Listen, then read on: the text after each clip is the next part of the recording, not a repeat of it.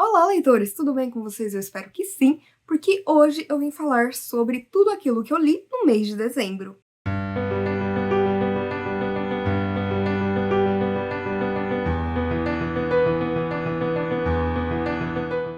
Gente, dezembro foi um mês em que eu não li tanta coisa assim, porque, né, é aquele mês de maratona de vídeo farofa, aqueles melhores do ano, aquela coisa deliciosa, mas eu acabei lendo algumas coisas e quero contar tudo pra vocês. Então, vamos lá!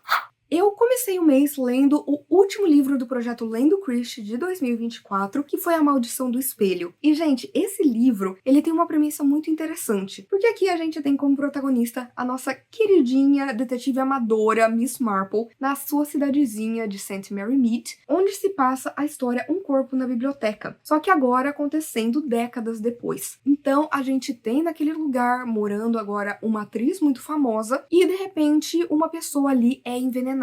Só que ninguém sabe por que essa pessoa foi envenenada, se ela era de fato o alvo desse envenenamento e, na verdade, qual é a motivação por trás de tudo e quem acabou cometendo o crime. Mas enquanto nós temos investigações ali sendo feitas pela polícia, a nossa queridinha Miss Marple também vai entrar ali de gaiato e vai tentar descobrir o que aconteceu nesse lugar, onde anos antes já havia acontecido um crime. E eu acho que o mais gostei aqui foi exatamente a gente ter uma história que se passa em um mesmo local que a gente já conheceu, só que décadas depois. Porque não só esse lugar vai estar diferente, né? A gente já sabe da história daquele lugar, mas também a Miss Marple vai estar diferente. As pessoas que vivem em St. Mary Mead e a própria St. Mary Mead também vai ter mudado. Mas o mais legal é a gente ver a Miss Marple agora já bem idosa, sabe? Tendo suas limitações, tendo questões de saúde e ainda assim tendo aquele fogo de tentar descobrir, né, um grande crime, de solucionar o que aconteceu. E eu acho que foi muito interessante ver essa questão da velhice dentro de uma obra da Agatha, sabe? Principalmente eu que tenho lido, né, as obras em ordem cronológica, é muito satisfatório e ao mesmo tempo, assim, melancólico a gente ter algo desse tipo, sabe? Ver as mudanças que foram ocorrendo, né, ao longo desse tempo. E assim, o começo foi muito interessante, o meio me perdeu, eu fiquei totalmente distraída, eu já não tava me importando muito pro que estava acontecendo, mas o final eu achei sensacional. Não me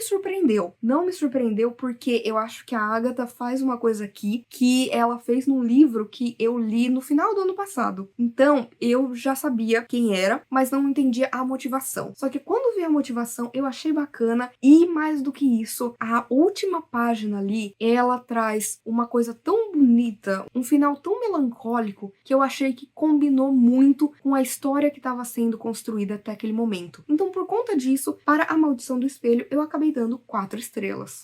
Depois disso, eu finalmente li Uma Família Feliz, do Rafael Montes. E assim, eu já tinha lido outros 2 livros do Rafael Montes. O meu favorito é O Vilarejo. E aqui a gente tem, na verdade, um thriller, que é uma história muito instigante, muito fluida, muito gostosa de ler, mas também que, vou falar sério, que em alguns momentos me deixou arrepiada. Porque a gente tem a história aqui da Eva, que é uma moça que já passou muita coisa com a sua mãe e que agora vive ali numa área muito rica do Rio de Janeiro, junto com seu marido, com as suas 2 filhas e com seu filho recém-nascido. E ela tá sofrendo de depressão pós-parto, e mais do que isso, ela começa a ter uns lapsos de memória. Só que, de repente, essas 3 crianças vão começar a aparecer com agressões. E aí, logicamente, ela vai se tornar a grande suspeita de tudo isso. E a gente vai vendo, né, as repercussões do que aconteceu, as consequências, e a gente vai ali, junto com ela, tentar entender se foi ela, se não foi e o que realmente aconteceu. O interessante nesse livro é que o prólogo é o último capítulo. Então, você começa a história já sabendo como ela termina, mas ali, né, curioso para saber como que chegou naquele extremo. Mas, gente, uma coisa que me pegou é que o prólogo, ele já entregou tudo para mim, porque tem um livro muito específico da Agatha Christie que eu reli no ano passado, que eu não entrarei em detalhes, né? Caso você seja uma pessoa que queira ler esse livro, já tenha lido esse livro da Agatha, ou que você tenha lido esse livro e queira ler o livro da Agatha, não quero dar spoilers, mas o começo dessa história aqui é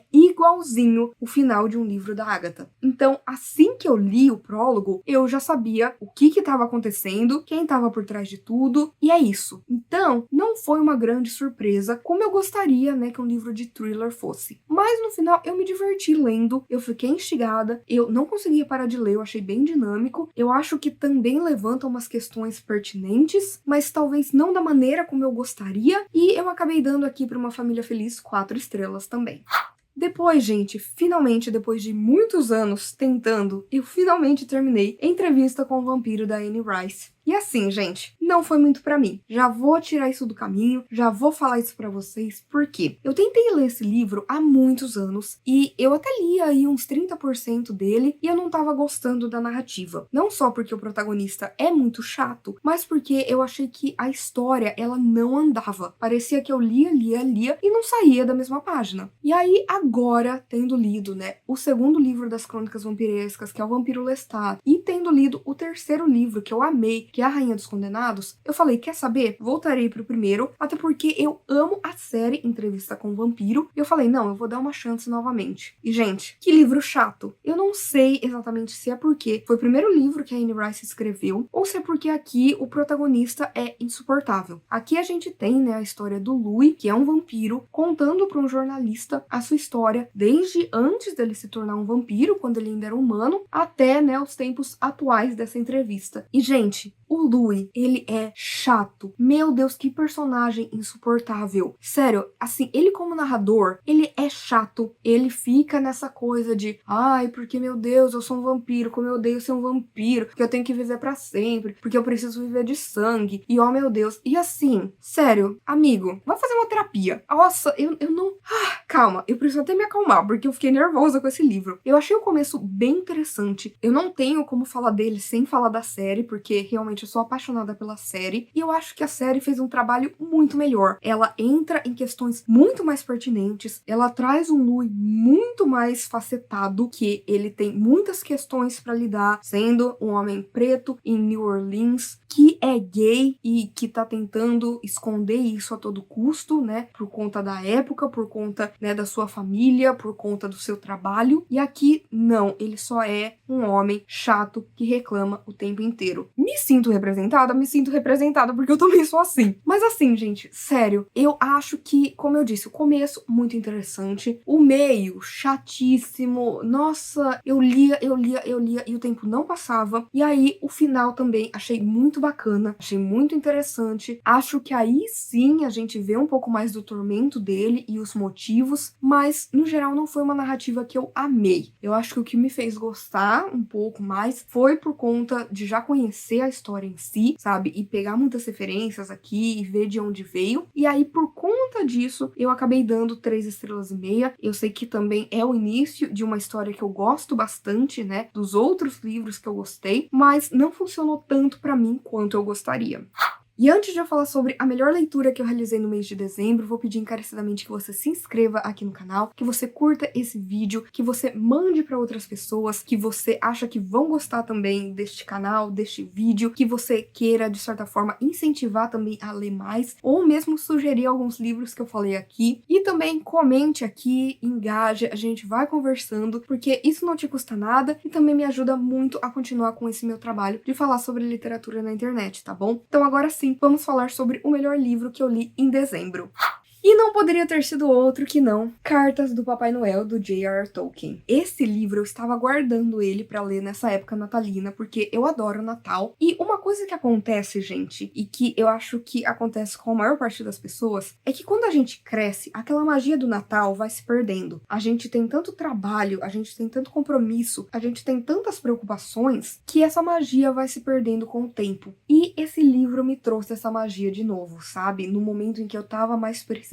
Porque aqui a gente vai acompanhar décadas de cartas do Papai Noel, do seu urso polar, do seu secretário, que é um elfo, para os filhos do Tolkien, que escreviam cartas para o Papai Noel e o próprio Tolkien acabava respondendo como um desses personagens. E, gente, é muito interessante a gente acompanhar aqui a passagem do tempo, porque a gente tem histórias muito interessantes de guerras com os goblins que vão acontecendo no Polo Norte. A gente tem também ilustrações muito bacanas ao longo longo desse livro, e a gente também mergulha no processo de criação do próprio Tolkien, porque a gente tem aqui muitas questões linguísticas, mas também a gente vê aqui a época em que o Hobbit foi publicado e como isso acaba, de certa forma, influenciando nessas cartas, que foi uma coisa que eu amei, porque o Hobbit é um dos meus livros de fantasia favoritos. A gente também tem aqui as questões das guerras que foram acontecendo no mundo e como o Papai Noel acaba, de certa forma, lidando com essa questão, com essas crianças, mas eu acho que o que mais me pegou é que a gente tem sim esse fator da magia, mas a gente tem uma questão muito melancólica também, porque a gente vê ao longo dos anos esses 4 filhos crescendo e deixando de acreditar no Papai Noel e escrevendo cada vez menos cartas porque essa magia foi se perdendo. Foi um livro que eu achei extremamente bonito, sabe? Eu acho que ele é sim para um público infantil, mas ele é para todo mundo. Ele é uma preciosidade. Ele acaba sendo um recorte do seu tempo, sabe? Mostrando o que tá acontecendo no mundo, mas com essa magia natalina. Então, ai gente, foi maravilhoso. Eu amei. Foi um 5 estrelas. Eu tive uma experiência incrível e todo ano, se possível, eu quero ler na época de Natal o Cartas do Papai Noel.